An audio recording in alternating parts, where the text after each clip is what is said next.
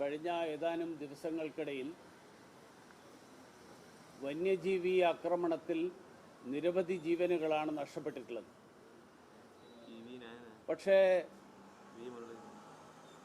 സംസ്ഥാന വനം വകുപ്പ് മന്ത്രിയും സംസ്ഥാന സർക്കാരും ഈ കാര്യത്തിലെടുത്തിരിക്കുന്ന സമീപനം അങ്ങേയറ്റം നിരുത്തരവാദപരമായിട്ടുള്ള സമീപനമാണ്.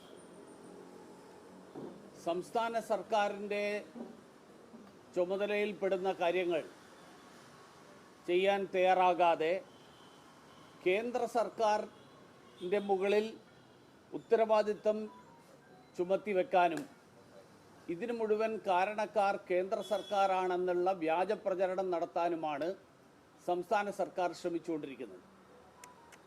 മാത്രമല്ല, വനം വകുപ്പ് മന്ത്രി അങ്ങേയറ്റം നിരുത്തരവാദപരമായിട്ടുള്ള പ്രസ്താവനകളാണ് നടത്തിക്കൊണ്ടിരിക്കുന്നത്. അദ്ദേഹം പറയുന്നത് ജനങ്ങൾ കാട്ടിലേക്ക് പോകുന്നത് കൊണ്ടാണ് ഈ തരത്തിൽ വന്യജീവി ആക്രമണത്തിൽ ജീവൻ നഷ്ടപ്പെടുന്നത് എന്നാണ്. അദ്ദേഹത്തിന് ഗാനമേള നടത്താനും പാർട്ടി പ്രസിഡന്റിനെ കണ്ടുപിടിക്കാനും പാർട്ടിക്കകത്തെ തർക്കം തീർക്കാനും ഒക്കെയാണ് സമയമുള്ളൂ. അതുകൊണ്ട് ബഹുമാന്യനായിട്ടുള്ള മുഖ്യമന്ത്രി കേരളത്തിലെ ജനങ്ങളുടെ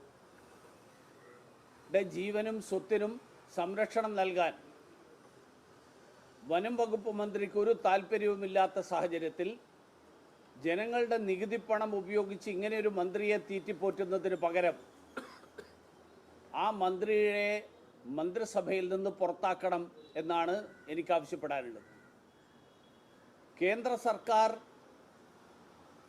ഈ കാര്യത്തിൽ സംസ്ഥാനത്തിന് നൽകിയിട്ടുള്ള സാമ്പത്തിക സഹായം ഉൾപ്പെടെയുള്ള കാര്യങ്ങൾ വേണ്ട തരത്തിൽ ഉപയോഗിക്കാൻ ഇതുവരെ സംസ്ഥാന സർക്കാർ തയ്യാറായിട്ടില്ല. പ്രൊജക്ട് ടൈഗർ ആണെങ്കിലും പ്രൊജക്ട് എലിഫൻ്റ് ആണെങ്കിലും ഈ പദ്ധതികളൊന്നും തന്നെ സംസ്ഥാന സർക്കാർ തന്നെ നൽകിയിട്ടുള്ള വിവരാവകാശ രേഖ പ്രകാരം 2023 വരെ കിട്ടിയ പണത്തിൽ കോടികൾ ഇപ്പോഴും ചെലവഴിക്കാതെ ബാക്കിയുണ്ട്. അങ്ങനെ ഒരു സാഹചര്യത്തിൽ സംസ്ഥാന സർക്കാർ ഉത്തരവാദിത്വ ബോധത്തോടുകൂടി പെരുമാറണമെന്നാണ് എനിക്ക് ആവശ്യപ്പെടാനുള്ളത്. മന്ത്രിയുടെ രാജി ആവശ്യപ്പെട്ട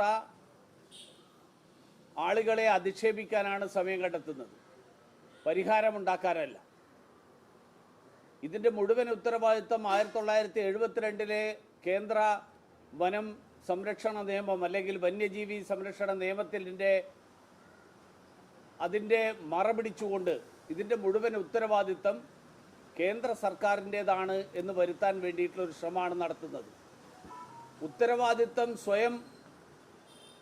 ഉത്തരവാദിത്വം ഏൽക്കുന്നതിന് പകരം ചീഫ് വൈൽഡ് ലൈഫ് വാർഡനാണ് ഈ കാര്യത്തിൽ പൂർണ്ണമായിട്ടുള്ള ഉത്തരവാദിത്വം എന്നുള്ളത് വ്യക്തമായിട്ടും അത് ചെയ്യുന്നതിന് പകരം